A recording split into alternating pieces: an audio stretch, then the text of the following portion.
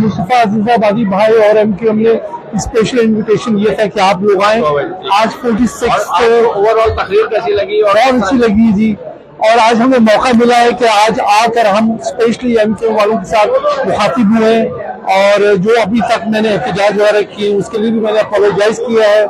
और मैं ये कहता हूँ कि अल्ताफ भाई पहले भी सही थे, हम लोग गलत थे, इनके खिलाफ जो हमारे एहतजाज थे वो बिल्कुल गलत थे। अल्ताफ भाई जो करते थे वो बिल्कुल सही कहते थे।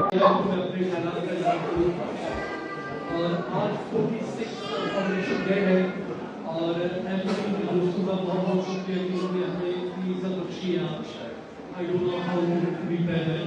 मगर मैं एक चीज़ जरूर कहूँगा कि आप सब लोग जानते हैं कि मैंने यहाँ लंदन में अल्ताफ भाई के खिलाफ बहुत एहतजाज किए और एक वक्त तक मैं उनके बड़ा पोजीशन में रहा।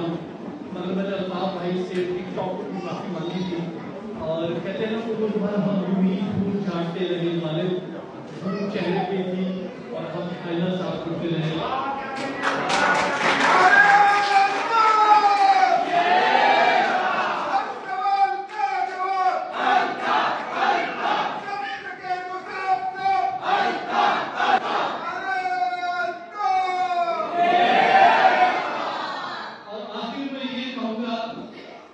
हम गलत थे अल्ताफ भाई से।